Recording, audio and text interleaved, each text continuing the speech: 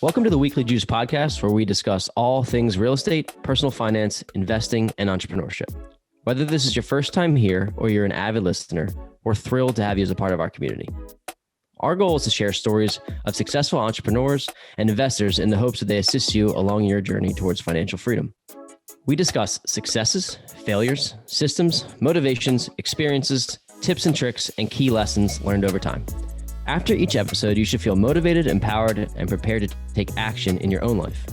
Make sure to tune in every Wednesday to get your weekly juice. You can also find us on Instagram at Weekly Juice Pod, where we post daily content, personal finance tips, and document our own journey towards financial freedom.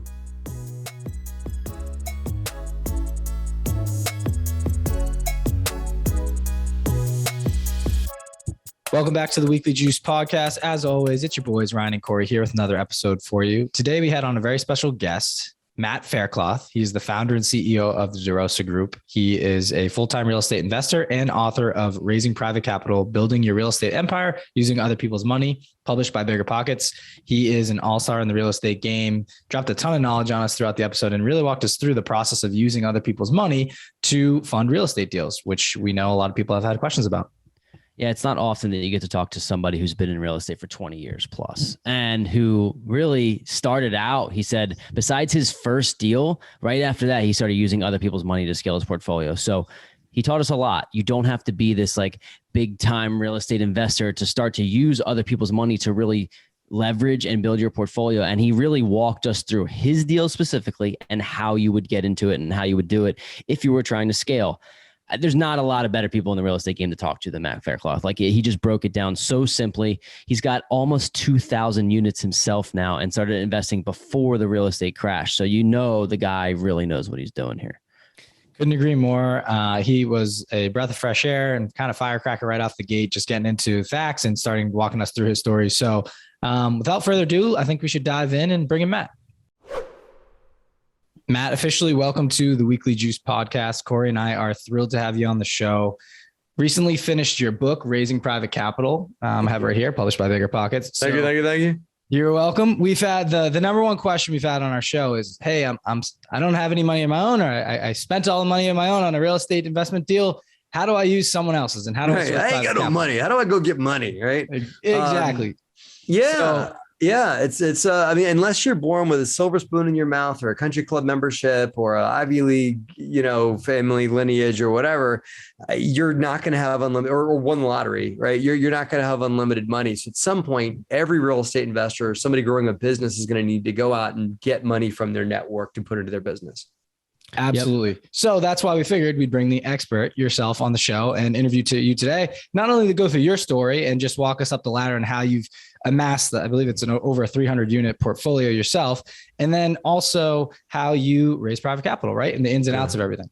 I hate the unit count conversation. Well, mine is larger. My unit count is bigger than your unit count, but we are, to not discount my company, we're at 1,300 right now. Whoa! Oh wow, we had old info. Old info. I know. I gotta update that. Like I've seen stuff. It's tough to keep that up, because it's when you get to be a reasonable company, things move constantly. You're always buying, selling, moving stuff up. We'll be over 2,000 in the next month and a half. That's incredible scale. Units. Wow. Yes. Yeah. Well, it's easy to do when you're buying apartment buildings. Yeah. Right. Boom. There it is. Absolutely. Well, with that, give us a brief background just on like who you are, where you're from, and then how you got into real estate investing, and I kind of build us up to your portfolio now. Cool. No problem. So Matt Faircloth grew up in Baltimore, Maryland, went to Virginia Tech, go Hokies, and just followed my job around at the time, was a traveling engineer, working as a sales rep, doing traveling consultations and stuff like that. Then ended up landing in Philly for a lot of reasons, and met an awesome woman who was so awesome and thought I was awesome too, that she put Rich Dad Poor Dad in my hand, as this traveling engineer. And I'm like, it's a good book. Let me read it. So her and I ended up playing cash flow together, and ended up like, hey, this is amazing. So we started going to real estate meetings and got into this. I just started checking out real estate together while we were dating. And I was renting a house in Manayunk, and not by where both of y'all are from, live right behind Thomas's and, the Bayou, all that down there. Yep. Lived right there in the middle of all that mess. And was renting, and my landlord put their house up for sale. We tried to buy the house. We couldn't because we got beat on pricing. The realtor felt for me and said, let me help you. So help me find a property out in Conshohocken. And my two roommates, which are, two knuckleheads like I was at the time that just didn't know what to do, like didn't know where to go. So they just moved with me. They were both paying $500 a month like I was living in Manayunk. I bought a house in Conshohocken, and my mortgage was $940 a month, right? Those two guys paying me $500 a month each, like I was, each paid me $500, and my total mortgage was $940. I was making $500 a piece from them, so I was making $60 a month and living there for free while I had a full-time day job. So, making a good earned income from them, right? So that was my first real estate investment. It was not called this at the time, but what they call now a house hack, right? So that was my first rental, and that just turned my head to the possibility of real estate. And in 2 years, paid off all my student loans, all my credit cards, all my everything. I took all my money and just directed it towards just getting myself out of bad debt. And it was a phenomenal venture. Just kind of cleaned up my financial house. That by the time Liz and I got married, was able to completely unwind all my bad debt and got really tuned into real estate, so much so that my wife and I decided that when we got married, that we would live off of her income and I would build our real estate business. Fast forward to lots of bumps. That was 2005. Fast forward to lots of bumps in the real estate business. Fast forward to lots of ups and downs. The 2008 crash, all that mess, the 2010 and forward real estate run up to today. And here we are, and we've raised a lot of money for real estate deals and done a bunch of apartment building deals and a bunch of flips and everything like that. And we've probably raised, I'm not sure how much money we've raised, but it's in the at least 30, 40, $50 million range, somewhere in there for our real estate ventures up till now. Matt, that's an awesome story. It's actually really funny because your story started out so very similar to how mine started out. I did the exact same thing in purchasing a house hack and brought my buddies who were renting with me the same thing. I'm just hoping to see if the middle of my story can end up a little bit more like the middle of your story. There's a lot of the middle, I'm a little bit behind. In the middle there. I'm a little bit behind you, but I think the question that you are known to the real estate community as like the raising private capital guy. I mean, you got the book right behind you, and obviously really what you're doing in that space. Thank you. So the question that I have is, like, as you were starting to scale your portfolio, where was the inflection point for you where you went from, okay, I'm going to save up my money, to purchase another rental or whoever you did it to, no, I'm going to start using other people's money? And how did that even start out for you? How did you get involved in it at that time? How to get into raising money? Yeah. Like, how did you go from, did you start your portfolio from saving up your own and then switch? Like, at what point did you switch over to raising money? Like, how did that work? No, I've always bridged OPM. When we bought a duplex, I mean, I wrote my own check for that little 3-bedroom, 1-bath that I bought in Conshohocken, but my first rental that we didn't live in was, as we talked about offline, was over in East Falls, right? I borrowed $30,000 from my girlfriend's dad at that time, right? From my future father-in-law. I borrowed $30,000 from him to buy that duplex. And then as we got going, I mean, we refied a lot. I mean, this was back in 2005, 6, 7, where the market was going up. You'd buy a property for $200,000, it'd be worth $250,000 in 6 months. I mean, just everything was going up. So we refied a lot to get capital to do new deals. But we also relied on private capital right from Jump Street. We had a couple of immediate family members, which I talk about in my book, about start with people that like and trust you because you're you, not just some website like, passiveinvestor.com or something like that. There's no such a thing, right? You got to start with people that like and trust you because you're you, which I did. And I had 2 family members that owned real estate free and clear. And I showed them how that free and clear real estate was a bank account that was just sitting there earning them nothing. that I just said, hey, listen, why don't we do something together where I can borrow against that free and clear real estate and we can win together and you can help me build my business and all that. Right. So that we scaled up that way, did a lot of fix and flips, did some rentals and things like that. And just, scaled and scaled. And then it fast forward through the downturn and stuff. And the real light bulb went off. So the short answer to your question is friends and family in the very beginning and our own capital from refinances. That's how we scaled. Then my wife had a colleague that she went to college with that she was connecting with at a networking event. And he fast forward was a financial planner after college. And she's like, hey, my husband and I are doing rental properties, whatever. And he says the magic words that you want to hear somebody say. And the magic words are, man, I wish I could invest in real estate too, but I just don't have the time. Right. And it's like, ding. And if you talk about real estate enough in your network, people are going to say that because not everybody has the time. People think that this is something they wish they could do, but they can't because of all the things that they believe are in their way to prevent them from getting into the space. Then those are the magic words because it's like, well, I have time, for money, I have time if it enables me to do more deals, I will forego watching Netflix to go find more opportunities to grow my business. And I'll do things that people aren't willing to do to create more time in my life so that I can go do deals. Right.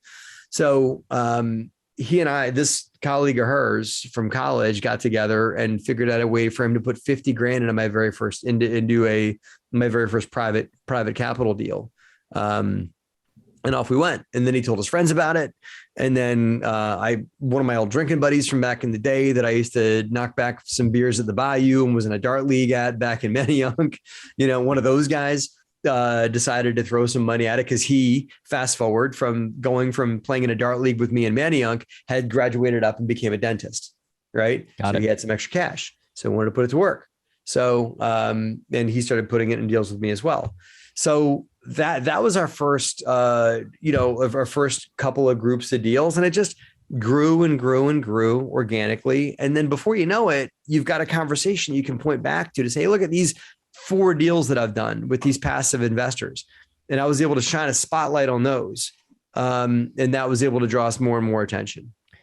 Matt, maybe you could walk us through the structure of how some of these early private money deals worked for you, because you're really a testament to putting in the work, but then just kind of spider webbing it through you talking to other people, right? It's not like this magic bullet, right? You're just you're doing the work and you're telling people about it. It's working for them. They're telling more people about it. That's what it sounds like. So maybe I know a lot of our listeners are newer investors, are probably at the point where they're looking to start to raise some money. What is a structured, maybe beginner type-ish deal look like if you're trying to raise money from somebody that maybe a family member or something like that? Yeah. And unfortunately for those watching, it's likely not going to be a 150 unit apartment complex in downtown Dallas, right? Like a lot of people online are telling you that should be your first real estate deal. No, it should not be. That's a great way to go bankrupt, is to buy a property like that first time out of the gate, right? My first property with the guy she went to college with was 2 single family homes in Trenton, New Jersey, right? 2 little beaters that we went in and fixed up, just C-class rentals. And we're still a C-class landlord, by the way. And I believe C-class is the way to go personally. But we got in, fixed them up, made them really, really nice, for C-class. I call it workforce luxury, 50 grand in equity, 50 grand in a private loan for someone, from 50 grand from a self-directed IRA from one friend of mine, and 50 grand in equity from this colleague of my wife's. And that was the deal. Everybody listening knows people with money that has 50 grand in an IRA or 100 grand in an IRA, or has some extra cash they don't know what to do with. You talked about structure. One thing I should note as well, the equity partner was active. And that's one thing that's a misunderstanding, is that if you bring somebody in with equity, it immediately has to be an SEC trigger, and that the SEC has to get involved and I'm going to get audited and it's got 506B, 506C. Yes, unless they are active. And if they're active, then they're not. If it's only through your efforts, the venture that you're in, then yeah, it's passive. But if it doesn't have to be a passive investment for them, like my guy was keeping the books and that took him like an hour a month. And he was also personal guarantee on the mortgage. Those things right there made it active, and that makes it not a security. He was a partner, which is different. Partnership and equity are two different things. And that is a big I go over that in the book a lot, but that is a big understanding that your listeners need to take in. And it's also more intriguing to equity investors in the beginning that, hey, not just don't you want to invest in my real estate business? That's one thing versus, hey, do you want to partner with me? I found this deal. Do you want to partner up together? I can make it super easy for you. Put in an hour or two a month. I'll do all the legwork. You provide all the capital. You do a little bit of work, just enough, so you can be active and see where the money's going. But we can partner up together. That's more intriguing, isn't it? Totally. Yeah. I think that's a really good point. And thank you for breaking that down for me. As we go through like the how-to of the private money, I'd like to touch on your portfolio a little bit. And because you mentioned C-class, and you think that's the way to go. So I'm curious about, is there a specific regional market that you're investing in as you grow your portfolio? Why C-class? Kind of what's the price range? What are you looking at? I know that's definitely changed over time, obviously, but like, what does it look like as you were building it? And maybe what does it look like now? Mm-hmm.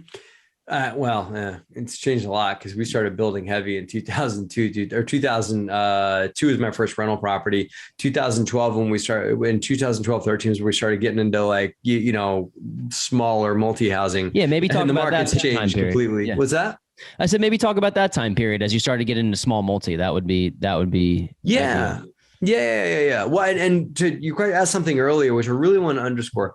We are market specific. I will not do a deal anywhere in the continental United States. And I think it's a mistake to come out that way, to come out of the gate that way, to say, I'll do a deal anywhere. We don't do that. My company's active in 3 markets. That's it. Lexington, Kentucky, Winston-Salem, Piedmont Triad, North Carolina, and Lancaster, Pennsylvania. Those are the 3 markets that we will buy in. If it's not in those 3 markets, we will not even think about it. No, we don't want it. And it's not because those are the only good markets in the U.S. It's because that's where my scale is. That's where my other assets are. That's where my team is. That's where my people are. And I think it's very important to scale in whatever market. I don't care if you're buying apartment buildings or single family homes or self-storage. It is important to have markets that you are willing to really hunker down in and get to know everything there is to know about. So I think real quick before you continue, Matt, I really want to emphasize this for people. We're talking about somebody who has nearly 2,000 or going to be 2,000 units, apartments. And we're talking about you investing in 3 markets in the United States. If you think, a lot of people thinking like if you pigeonhole yourself to such a small area, you can't win in that area, but you only invest in 3 markets and won't look elsewhere. And you still have been able to amass 2,000. So it's like, this is possible if you really focus on a niche and understand your specific target market and area. So yeah, you got to pick the right city too. You got to pick the right market, right? So if you want to own mid-size multi, if that's where you want to be, then pick the market that has a lot of mid-size multis. Like we got started in Trenton, New Jersey. Very different market. Not a lot of mid-size multi, not a lot of garden low rise, a lot of affordable housing, a lot of infill stuff. And there's a lot of good deals you can still get on infills in Trenton, but not a market that you can scale and take down big assets in. So we outgrew Trenton in a lot of ways, but that was our first home as a company for a long time. Got it. So we were talking about your multifamily kind of venture and your scaling. I guess maybe talk about the properties that you're doing now and how you're able to kind of, as you like the growth that you've had. What's the biggest thing that you're focused on at this moment now? I mean, it's like you got to do good deals. You got to be really careful deals you do. It's not like kid in a candy store or buy anything on the shelf or whatever. I mean, you got to be really careful what you get yourself into. And so short answer is that like, we're still buying. I mean, we're buying, we have 5 under contract now that we're buying, 5 apartment buildings, but, those were I'll tell you a story. Those 5 that we're buying, we underwrote, meaning like evaluated or considered and ran the numbers on like 230 deals last year. Of those 230 deals, we made 50 offers, meaning like, 180 of them were so bad. We're like, man, I ain't gonna bother. Right. That's just a piece of garbage. You can have that. Right. Or just not nowhere close to what they're asking. So forget it. So of those 50, right, we got into negotiations and best and final considerations and whatever on about half of that. And we landed 9 of those. Right. So those are the numbers that it takes to do deals. And that's in like a handful of markets. Right. Yep. Absolutely. Yeah. So if you could, now let's transition back a little bit to private money, and just on an elementary level, can you break it down for listeners? Like, what is private money? And then who are the players in a private money deal? I know you have the deal provider and the cash provider, and then just trickle us all the way through and how potentially someone could lock one of these deals up. Warms my heart, Ryan, to hear you using my lingo from my book. Thank you. There you go. Appreciate you. Thank you. Appreciate you. So private capital breaks down to 2 things, right? It breaks down to money and time, right? And the time side of it is someone who's putting in like the legs. It's us, right? It's the 3 of us that's out there doing the deals, the hustler, making it happen, finding the opportunities. It also has a Rolodex and the contacts and knows good neighborhoods, bad neighborhoods, all that stuff, right?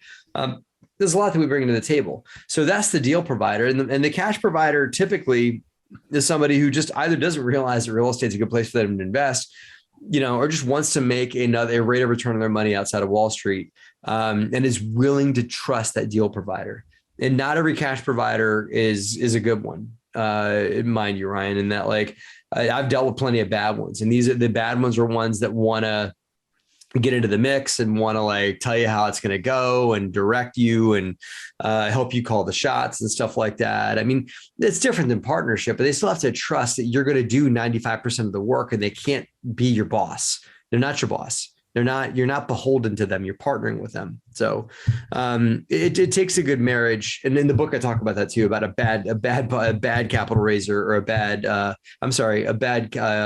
cash provider or a bad deal provider. So absolutely. Yeah, cool. Thank you for that. And then, so what we always get asked this as well is what are the best investment strategies to fund a private capital deal, right? It doesn't work for every single deal, or I'm thinking a BRRRR is a perfect strategy, right? Yeah. Then there's fix and flip syndications. Are those the 3 main pillars, or are there other ways as well? I'm thinking a long-term rental. Mm-hmm. How would you recommend that? If someone just wanted to go in on a duplex with someone, but they don't want to fork up all this equity, is there a play in that at all? Sure. If it's a BRRRR deal, yeah. But the problem is that a couple of questions there. There is equity, there's a loan, and there's a hybrid of the 2. The hybrid of the 2 is called a joint venture. So those are the 3 ways you can structure money. And there's all kinds of different hybrids and spins or whatever. But at the end of the day, it's either you are lending me money, you are partnering with me with your money, or we're doing a bit of a mix, right? In the market, a little while ago, doing BRRRR deals or whatever was more prevalent because things like the beat up property was appropriately priced. But because the market's taken off, I'll try and throw some real Philly numbers out there, although it's been a while since I've invested in Philly, so I probably missed the mark, right? But I'll give you Philly back in my day when I used to invest in Philadelphia. That we would buy a shell, a complete beat up property that, needed to be gutted and turned around for 50 to 75 grand, needed 100 grand worth of work to do a complete gut. So your all in exposure is 175, and you could sell it for 250 to 300, or you could lease it for 2 grand, that deal works all day long. Right. Or you could do 1 + 1 = 3. That's what we used to do in Philly. So 100,000 plus 100,000 in reno equals 300,000 in value, and you're done. Right. Now it's 250 plus 100 equals 6 or something like that. I was going to say those $100,000 properties or $75,000 properties are like just land now, if that. Yeah, you can't. I mean, it would be in the worst possible area that you maybe would hold it for 10, 15 years and hope. But with an underground oil tank on the land too, or something like exactly, that. Exactly. For a former gas station. Yeah. Right. So again, numbers change, but it doesn't matter. It's not I can't buy that property for 75 anymore, so I can't do BRRRR. All that matters is what is the bank going to look at the property for when I'm done? And to back into it. Ryan, all the way back to your point, if you can do a confident BRRRR deal to get the debt out, I would every day, 100% do a private loan or maybe a JV to get and once the investor gets their capital back, they get a little bit of ownership, but you don't want to get diluted in that. And so as best you can, you want to do deals where the private lender, they make what they make, and you've got the opportunity to get them out, or the private investor, whether they're equity or debt or whatever it is, especially on smaller deals, you want to be able to get them out of the deal as soon as you can, right? So that you can enjoy that cash flow yourself, but B, so they got all their capital back, and what are they going to do with it? Well, geez, I just made 9-10% investing with Ryan. Let me do that deal again. That's amazing. I'll do that again. And I'll tell all my downline about it, right?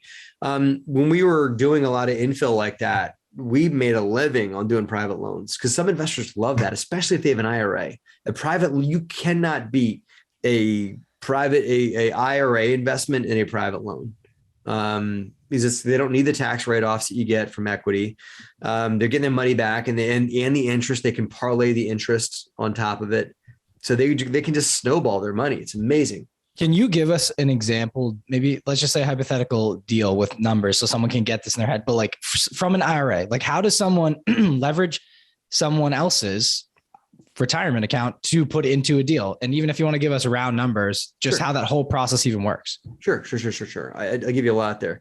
And my YouTube channel has a video on something called the Rule of 72, right? And so they should go to YouTube and my YouTube channel, DeRosa Group, youtube.com/DeRosa Group, and look up the Rule of 72 video.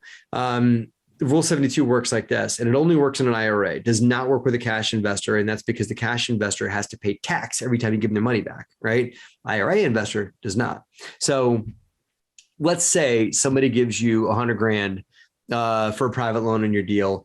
You strike a deal at 10% interest, which is common. And just for simple math, we're not going to do any points. Okay. You keep the money for 6 months. So it's $5,000 that you owe in interest, right? Simple interest, $5,000. So you've given them back $105,000 now. Now that $105,000, because they didn't pay tax on it, that $105,000 is now all in play for the next deal. So the way that the snowball builds, it's like start with $100,000. You give them back 105. They give you 105 for your next deal. You give them back 112. Yep. They give you 112 for your next deal. You give them back 122, right? And before you know it, they're over and over and over again. And they're taking advantage of the Rule 72. If you take 72 and divide it by the interest rate on a compounding loan, that's what you're doing. You're compounding that interest, taking the interest that you're giving them, and they get to lend that interest back to you. That's called compounding, right? You're making money on your returns. So if I take 72 and divide it by the interest rate on a compounding loan, that is how long it takes the money to double. So if I'm at 10%, I'm at 7.2, and that's if I'm compounding annually. So if you're giving their money back to them sooner than a year, then it compounds faster than that. Think about that. Somebody with a retirement account can double up, especially in today's economy where the stock market's a little bit towards the top, right? So that's the Rule 72, and that's how it works, and that's why it's amazing. And the way that you carry this conversation forward is you find somebody in your network and you teach them about the Rule 72, and anybody that, bottom line as well, anybody in your network that used to have a job working at company A and now works at company B has a retirement account from company A. And that retirement account could be an IRA. And we all know people, the average American switches jobs every 7 years, right? So anybody that used to work at company A that now works at company B is a potential IRA lender. There are so many people out there. And one last thing, I know I'm doing a lot of talking. I apologize. It's what I do. I love teaching this stuff. There's like 10 trillion in IRAs right now, trillion with a T, right? Of that money, the last time I read up on this was from Quest. They gave me a stat on this, is 4% of that money is invested in anything else aside from Wall Street. Wow. That is, right? And that's still a ton of money, the 4%, but 10 trillion, that's incredible. It's a shit ton that's invested. It's like 400 billion or something like that. That's in other Wall Street stuff. But look at how much we could move the needle. If we all could move that to 5 or 6 or whatever, there's so much more money that could get freed up to all help us build our businesses. And I think that as the stock market hiccups the wrong way, more and more people are going to say, you know what, man, screw this. I'm not dealing with the stock market, the roulette wheel of Wall Street, not dealing with it. I'm going to find another way. And we could be the other way, the three of us and your listeners can be the other way to help people hit their financial goals by helping us rehab properties in our own neighborhoods. Awesome. So if you were using what to teach people how to find deals now in today's market, because it's very, very different than it was when you were starting out, or even as you went through the process, how would you recommend to people to find these deals in today's market to try to use other people's money to scale your portfolio? It goes back to Ryan's comment about Burr or, whatever it is. You guys, your listeners need to realize that private capital it's a toolbox to reach into, and there's different tools in the box. It's okay, I got this beater that I got at the foreclosure auction, or a wholesaler sold it to me. That's literally like a shell in the path of progress, good area. Maybe I'm going to flip it. Maybe I want to rent it, depending on what my desires are for my income. But either way, I believe that I could get in, add value, and that value I've added, I can reap that out and then some if I refinance it. And that's a Burr deal. And that is a loan all day long, right? So that's equation one. And if you find, okay, here's a 5-unit apartment building, or a 4-unit apartment building that I can buy, and it's an emerging market, it's in a good area, rents are a little low, right? Maybe I can get in and add some value and increase rents, increase common areas, make the property feel safer for the tenants, where they're willing to compensate me for what I've done to the property. So I can buy it for, $600K and make it worth $800 in a year, right? Maybe that's something that I could play a joint venture on, or just trade equity, whatever it is.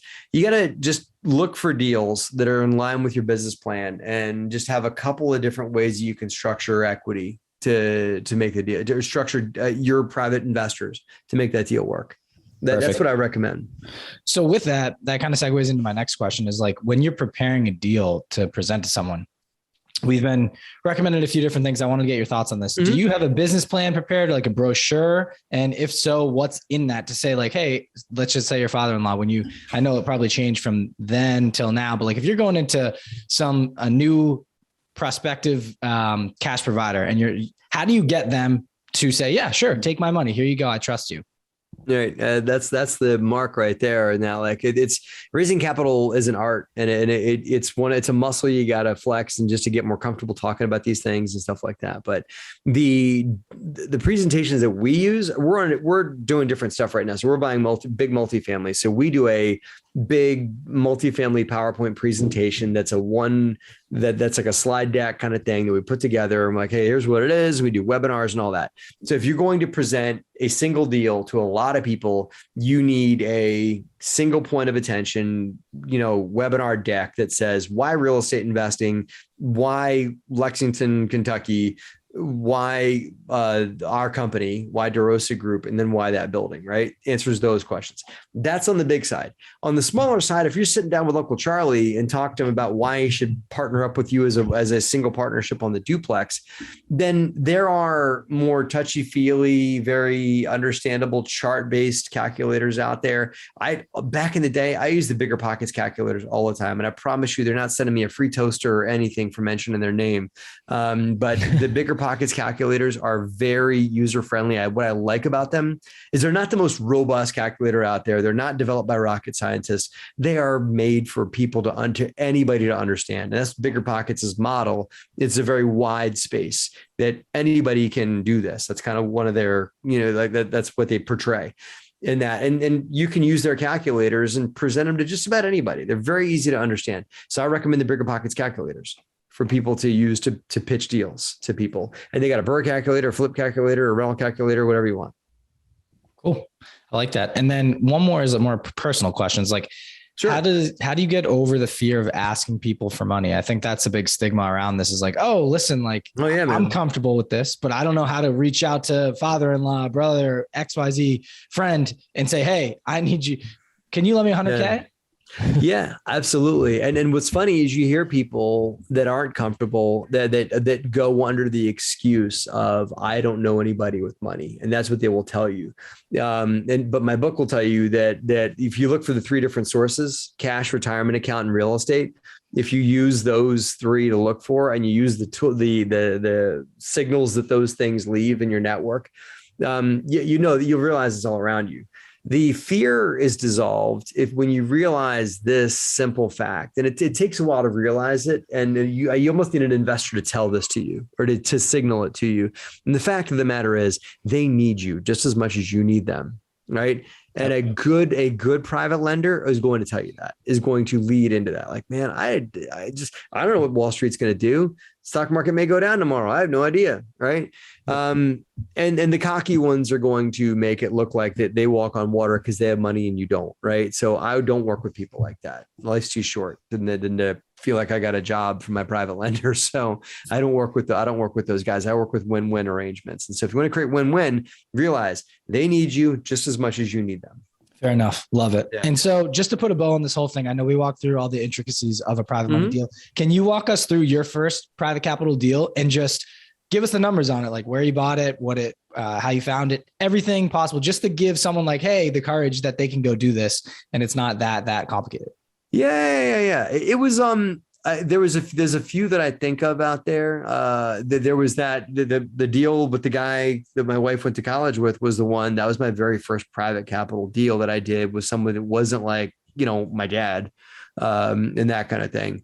But the numbers are, again, this is like 2011 numbers. Okay, guys. So you'll be jealous. I'll tell you this. These are like 2-bedroom, 1-bath, single family homes, Trenton, New Jersey, like post crash foreclosures, right? That probably valued at 120,000, completely beat up, bought them for 25K a piece from a wholesaler, which means the wholesaler made money selling them to me for 25 grand. Yeah. Right. Yeah, I know. So, so we bought them for 25K a piece. My private equity guy that was my wife's buddy from college fronted that 50K that got us to closing. Then another friend of mine that had a retirement account this guy taught me how to do private loans with an IRA. This is like 2011, 12, man. There was no guru running around teaching how to do this stuff. Right. There was no, my book wasn't out yet. Right. So I couldn't read that. This guy had figured out how to do, he was also a real estate investor and had been borrowing somebody else's IRA for his real estate deals. But you can't lend your IRA to yourself. Your IRA can't touch your own hands. Those that are in the business know that. And so he knew he couldn't make money on his IRA. So he sat me down and was like, hey man, listen, this is what I've been doing. This is how it works. Here's the loan documents. I have an IRA. I want to put it to work. Can I work with you? And I said, heck yeah, you can. So we borrowed the construction from him. So he put in 50K in private loans. My buddy put in 50K in equity. I took that 50K in private loans and we did kitchens, bathrooms, exteriors, interiors, built them like a tank, you guys know how to do it. You had to build rentals like a tank to where pretty much a bomb could go off inside. And it sometimes does and you could still just clean the unit and go in there and power wash it off and it's back in good condition again. Right. So this LVP flooring, lots of semi-gloss paint you can just wipe off and stuff like that. Nice bomb-proof kitchens and everything. So all the way through, did a great reno. 50K a door is what we were in for all in. Came in 2-bedroom, 1-bath. Again, New Jersey numbers, leased them for $950 a piece. Right. Great. And it was not hard to get the 1.5% to 2% rule back in the day. So leased them out. But here's what was different back then. With the loan, the lending was very, very light. So we were only able to refinance them just enough to get that the private loan back and a little bit of the equity. So we were able to refinance it and we got most of the equity back out and we got the private loan out of the deal. So then we were able to cash flow them on a mortgage just under 100K, 100K total. Cash flowed around like $650 a month total, all in. Me and my partner split that 50-50 split. He put all the money in. I did all the work, except for him keeping the books. So he's active.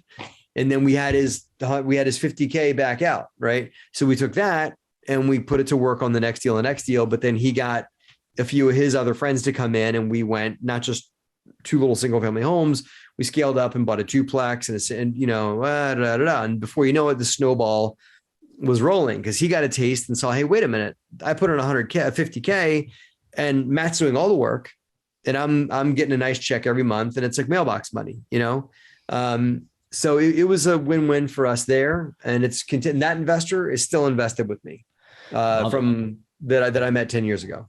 So that's really how you build that snowball. And that's awesome. And it's good advice it's good advice for Ryan and I, who are at we just mentioned we're at 7 units, and we're at that point where the snowball's already building, right? But let's really start to build it now, and we can really scale our portfolio. All you need to go back to 100K, man. It is tempting to go out there and find $500,000 and put it to work and go buy like 4 or 5 deals on it or whatever. That's a sure way to wrap yourself around a tree.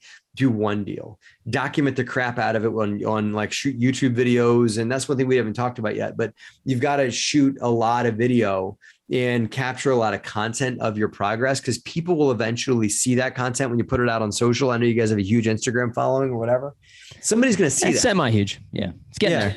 Yeah, you're getting there. You got more than me. It's huge to me, right? Hopefully we can help you out with that. But nice. So that's it. It's just one deal after another. That's what I believe. I believe in one deal after another gets you to the finish line. The next question that I kind of wanted to get into here is, you mentioned that it's not often that we get to interview somebody who's been investing for as long as you have, right? 20 almost 20 years coming up here, and including, the beginning of your first house hack. What parallels are you seeing from the market in 2004, 5, 6 to now? And are you as nervous as some people are about this impending crash? We've talked to a lot of investors, and a lot of them are saying it's not that similar, except for the fact that assets are rising in price and that there's so little inventory that they're not really as concerned about a crash. But I don't know. I don't know that to be true. You may. So what's your take on it?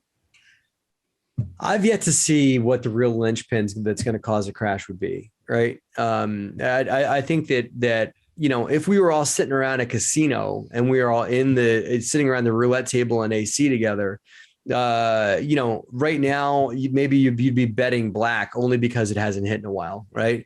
And it's like, oh, well, we haven't had a recession. We haven't had a crash. So that's why we're due for one. But that makes no sense. There is no financial indicator that points to a crash that I've seen. Now, there are things that could happen. Rates may creep up, inflation, the stock market might take a dip, employment, whatever. Those things are all indirectly correlated to real estate, but there is nothing that I've seen that points to a 2008 happening again. And that's because 2008 happened because our lending criteria was off. We were lending money on deals that we shouldn't have been. And, if you watch The Big Short, that was really happening. I was subject to that. We were buying properties with first and second mortgages, non-owner occupied, like zero money down. Yep. Like 80% first mortgage, 20% second mortgage. And then the first mortgage was a negative amortization, meaning like the amount of money you paid them. So the total interest on the first mortgage would be like $800 a month, right? The neg am says, well, you don't have to pay us that whole $800. You can pay us $600 and we'll take $200 and we'll add it to your principal. Right. And so think about it. It almost makes no sense how that was, like, how people didn't see, like, hey, this is not going to work. Like, this is insane. Because I actually know people personally who now look at real estate with a pretty jaded view. They're like, I hate that. I can't believe it. Because they had no business getting in real estate anyway, just because they didn't know what they were doing. And then they literally were getting in deals with zero money down back in 2007 and 8. So, but don't get me wrong, I did that too. It's because that's what was there. Yeah. That's what we were able to do. That's what the offers were. And we didn't know any better. Nobody did, and there's people that lost their shirt. We're lucky that we were able to find a way to mitigate through it during the crash. But I think that we're being way more pragmatic. Things like Dodd-Frank got put in that aren't allowing these lenders to do no doc stuff and everything like that. So I don't see the same tea leaves now. There's different tea leaves, right? Not to like get too politicky or whatever, but we got a lot of social unrest in this country, in the US. So I think that if anything is going to tip a house of cards here, it's going to be a social unrest issue. It's going to be something when nobody's even thinking of, kind of like COVID, right? Right. Nobody had COVID in their underwriting. Nobody like, hey, what if the whole world shuts down for a year, right? No, but it's interesting, Matt. If they did have COVID in their underwriting, they probably wouldn't have thought what was going to happen with it actually did, which is even crazier, right? We're like, it's like we're all dreaming right now in what's been happening. And so honestly, I really have no idea what's going to happen tomorrow. But what I can tell you this, right? Because I did invest a lot in 2000 going into 2008, and we didn't lose anything. And that's because every deal that we did, we made sure it cash flowed. And I had buddies that were buying properties that were in the red, that were losing $300 to $400 a month buying real estate going into the crash. And they only bought because they wanted to ride appreciation. Yeah. Like, oh, well, it'll go up in value and, I'll get that money back or whatever. They lost their ass, those guys, we were able to, and that's like, we're any better. We just had different terms. And it's because I'm a Kiyosaki student, and Kiyosaki was all about cash flow as the number one requirement for a real estate investing deal. Right. And so we invested for cash flow. And so if values get cut in half, if stock market, social unrest or whatever happens, right? If you invest for cash flow, and if your deal makes money today, right, it will likely continue to do that tomorrow, no matter what. Even if you buy a property, and we did this, I had properties that we bought for 100 and overnight it was worth 50, right? Well, because it cash flowed, I was able to keep cash flowing it. And that property was supposed to be something I was going to hold for a year, ended up holding it for 9, but guess what? I didn't lose it. I held it. I made money when I sold it, Yep. So it just changes your business plan, but cash flow allows you to hold your breath a lot longer and through any downturn. Matt, and just to put some context on that, I think people were like, well, how do you guarantee that if it cash flows at the beginning that it's going to continue? But I think the answer to that is like, if you look at a chart of the United States, and I don't have this like factually in front of me, but just a lot of investors that I've talked to, even though the values of the properties dropped, as long as you're holding, the rents didn't do the same thing. There was not this correlation between it's not like you rented out a property for $2,000, the market went down, and then your tenants are like, oh, I think it should only pay $1,000. Like that doesn't work like that. And I heard that rents stayed steady, and in some places just continue to rise like they always did in 2008 and 2009. C-class rents did. C and B class rents did. If you're playing bougie A class rent stuff with like an iPad mounted in the wall, and you're charging people in Philly $3,500 a month for their rent, those people, if there's a major stock pullback, right, those people may lose their jobs, right? But I will go head to head that my auto mechanic making $45,000 a year living in my rental property will find another job faster than your banker making $150,000 a year living in your $3,500 a month rental unit. And now I remembered why reading your book, which is what we're going to get into next, Raising Private Capital, building your empire, building your real estate empire by using other people's money, reminded us to buy. I guess we typically say B or B minus, but like in that middle range where it's like, okay, people have room to go down, people have room to go up if they make more money, but you're not at the tip of the iceberg. So I love that strategy. Yeah. That's why that's all we'll buy is because it's I have found it to be more recession proof, and people are like, well, there's different stability metrics and things like that. And those tenants are hand to mouth or whatever. The government throws more money at them during a recession. They did during COVID. They got more money than the guy making 150 grand a year did that lost his job too, Yep. And that's, but I believe the top topples first. And I was around in 2007 and 8, Miami and Vegas were the best markets to invest in ever. Then the crash happened. Those markets took a dive. Now they're back up at the top again, but that's interesting, isn't it? That's where they were at the top, then they fell off the map, and now they're rebuilding again. But if you look at markets that are boring, they didn't really take much of a dip one way or the other, Got it. So I'm not about chasing appreciation. Appreciation is bonus, like whipped cream and a cherry on top of the ice cream, but there's people that invest for appreciation, and you can invest for appreciation. But if that's your only investment strategy, then when that goes away, and appreciation is something you can't control, right? And if you're investing on something you can't control, then you got to cross your fingers and hope. But cash flow is something you can control. And if you're going to do that, Matt, you might as well just invest in the stock market. If you're going to cross your fingers and hope, I mean, there's no point to, in my opinion. But great, man. So we're kind of winding the show down a little bit. I want to talk about your book. And I mentioned, raising private capital, building your real estate empire, using other people's money. Can you talk about the inspiration behind writing it? Because there's one thing to be using other people's money and building this portfolio that way, but then to write a book on it, like you kind of have to also, one, really know what you're doing, but then have the connections to even do so. So can you talk about your book a little bit here? Sure. I'd love to. And they can pick up a copy of it and they can on Bigger Pockets. And see, this is like, I'm dating myself, and this is something y'all have already figured out a long time ago, but I just got myself a little link bio thing in my Instagram bio. But I went to the Matt Faircloth. They can click on the link in my bio and they can go and pick up a copy of my book. They can register for the Bigger Pockets boot camp that I'm going to be teaching on multifamily investing starting February 3rd of 2022. And they can register for that. And they can also check out some investments that we have for accredited investors. Anyway, my book, that is my labor of love. It is a book that I worked very hard on, that I'm very proud of and very happy with. And it's a book that I'm proud to say is an Amazon bestseller. And it's a great asset that I'd like to thank for those that I just taught a lot of what I've learned it's a book I wish was written when I first got started on how to do this thing of real estate investing with other people's money.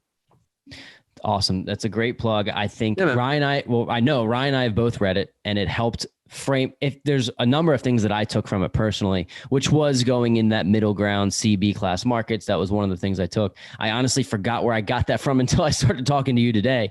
That, and then just the structure of how you really scale a rental portfolio. And the good news is here, Matt, is I'm glad you plugged the, you said it was a webinar, correct? Is that what you said? That's a full course, the boot camp. It's a 12-week boot camp, and they price it really, really reasonably. Bigger Pockets is not greedy. I think it's $450 or something like that it's priced at for a 12-week class with networking, handouts, homework every week, video interaction with me and my team, and everything like that. So it's a phenomenal program, and it's selling out quick. So folks should check it out. If you're listening to this episode, hopefully there's still some available, because our episode, this is the 26th of January or later when you're listening to this. Hopefully there's still some availability.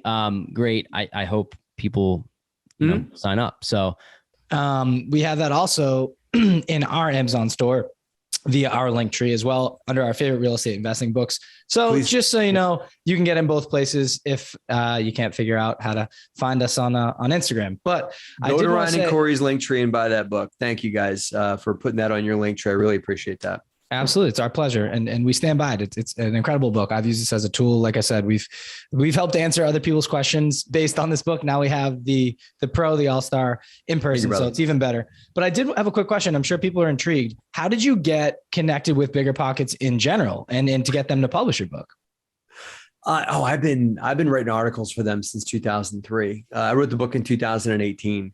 And Liz, just my wife, just happened to cold call them when they were a much smaller organization.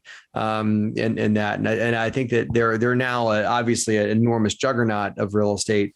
But they were not just getting going. They were, much smaller. And Liz called them to set up an interview, and we interviewed with Brandon, and then what's funny is the whole time on the interview where he's interviewing us to write articles, I keep calling it Better Pockets. Right.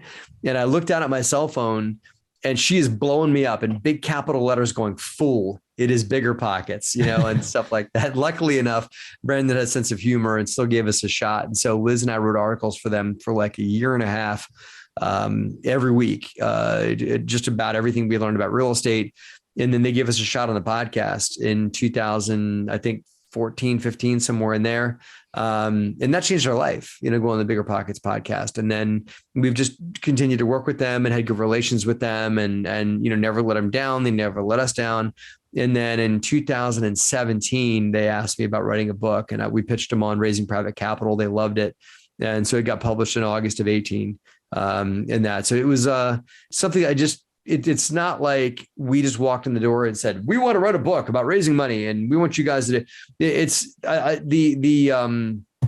guess what I give people that want to write a book for a big organization like Bigger Pockets, you got to put one foot in front of the other. And people just don't want to do that these days. They want to have their big hit right now. I want it today. And you're not going to get that. You got to prove yourself to people and put one foot in front of the other. And before you know it, you'll realize how far down the road you are. There's a great book called The Gap and the Gain. That's all over. That's the darling right now. It's a great book. That's about just looking how far you've come in that. So that was the Bigger Pockets journey. And it was one step in front of the other. And over years, we developed a lot of relationship and faith with them. And they give us a crack at a book years after our relationship started. That's really cool. Really, really interesting. Well, proof's in the pudding. It's people always do want to, like you said, just instant gratification, be at the end of the rainbow here, but you got to work up to it. So really cool. With that, we've kind of winded down the show. We come to our the second to last segment, and it's called the Core Four. And first question of the Core Four, we'll keep it easy for you. And you can't cheat and use your own book. Outside of your book, what is your favorite or one of your favorite real estate investing or business books that has helped you kind of propel your career? I mean, I mentioned it earlier, but that would just be Rich Dad, Poor Dad. The Gap and the Gain is a great mindset book I'm reading right now. So I'd point to that as well. And I would also point to another one just because you probably get a lot of people saying Rich Dad, Poor Dad. And Gap and Gain, I'm not quite done yet. It's also a mindset book but for a core business book for somebody looking that's had some successes and is looking to go to next level for their business, I recommend a book called Traction. For small to mid-sized companies on how to get to next level. So cool. Love it. Yeah. Love it. So question number 2, and we realize when we ask this question, we're dealing with people of all different places in their business. So let's just say that $50,000 was a decent amount of money to you. But if you had an extra, well, yeah, but I'm saying like, if you had an extra 50 grand, let's just say you're whatever place in your business that you were going to be, it's not necessarily continuing income, but let's just say somebody gives you 50 grand. What would you do with it today? If I had 50 grand right now, I mean, there's easy answers. Like I would invest it in my business, which I probably would, or, in one of my deals or something like that.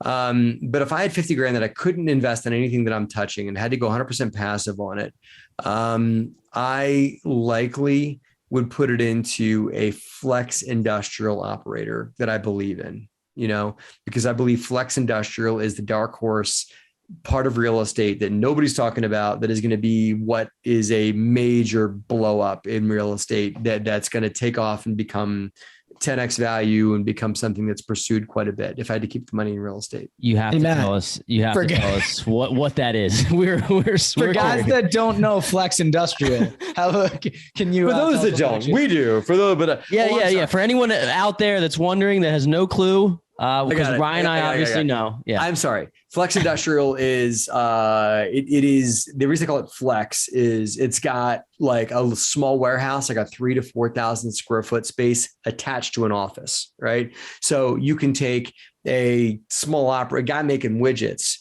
that is going to get a little team going and they're going to blow up the phones and sell the widgets that are housed in the warehouse right behind them.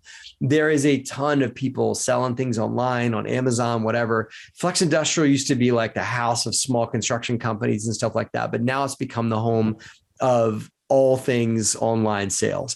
And the retail strip centers are going to be replaced by people selling things online sales, not just Amazon, but by all online businesses need a place to keep their stuff, and they need a place to sell their stuff and meet with teams and whatever it is. So those spaces are called flex industrial, and there are companies out there that own them or that are developing them or are repositioning existing industrial sites and building little office spaces and cutting up little cubes of warehouse space. And that. So if I were to do that, I think that is where the growth of America is going to be, is in little online, small, like 5 to 10 employee companies, but there's going to be a bajillion of them they're going to come on and they're going to change every space there is to change in the world over the next say 5 years. Wow. Really cool. Thank you for that. Sure, man. So question number 3 is, what has been your biggest mistake that you've made in your investing career and how have you learned from it? Oh man, I've made a ton. I mostly is I looked before I leapt before I looked on a lot of different things, and I got into things without vetting them soon enough. And my wife and I have gotten involved in like bad deals or bad partnerships or whatever it is by jumping to step 5 on the road when we should have been at step 1, 2, 3. So we, just got further down the road and didn't really just have faith in the process for things to evolve, and just jumped in and made decisions for things that should have been vetted a little bit harder than that, because we're quick starts, and we just jump in and make things happen. And so we've jumped into snake pits before. So I would say the mistake that I've made in general, not like specific story wise, but the mistake that we made in general was that just jumping into things too fast. That's tough for an entrepreneur to not do. So I hear you on that. I think my quick starts, I don't know if you're talking about Colby, but my quick start is a 9. Yes. So yeah. I'm the same way. And Rye is a high quick start too, but he definitely protects me all entrepreneurs are. Most good entrepreneurs are good quick starts, because you can't see all the what ifs and all the fear and all that. You got to just see the possibilities. But quick starts are also subject to jumping into things way too quick. And I recommend everybody take the Colby.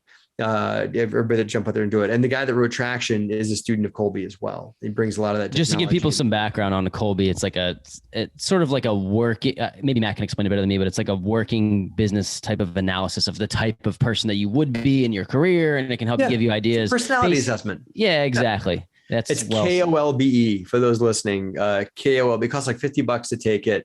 There's a great tutorial on how to read it in there, and there's no wrong answers when you take the survey. It's a good thing you should take with your spouse. You should take with your business partners.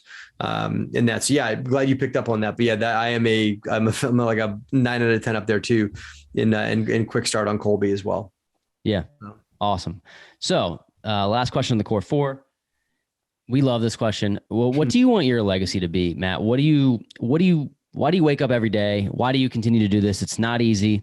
Although you make it seem easy. So what do you want your legacy? I didn't get a chance to talk about this, but my mantra for my company, the mission of my company, is to transform lives through real estate. And it sounds like this, hokey, not-for-profit thing, but I believe that real estate really touches so many lives. It has the opportunity to make an impact on a lot of people and in a lot of people's lives. And so I firmly believe that what we do at DeRosa Group can transform the lives of many, many people. And so if I know that it's not about how much money I made. If I made enough money to give a great life to my kids and my family and to enjoy some of the money I make with my family too, then that's enough.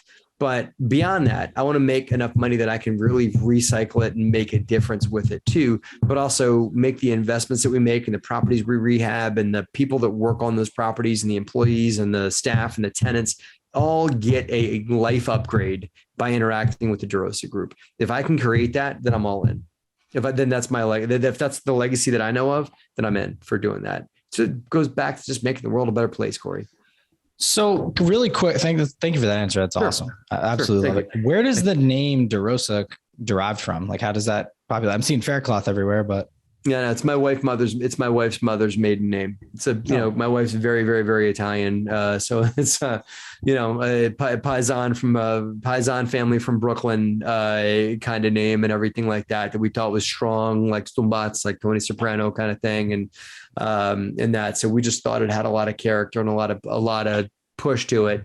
And so, yeah, our name is Matt Faircloth, and she's Liz Faircloth. She runs the Real Estate Investor podcast and has an enormous community of women that are students of hers. I think it's like 12 or 13,000 of them or something like that. So she's got her own thing going as well, but our brand is the DeRosa Group for our real estate investing company. Really, really incredible. Love it. Mm-hmm. So we've made it to the last drop.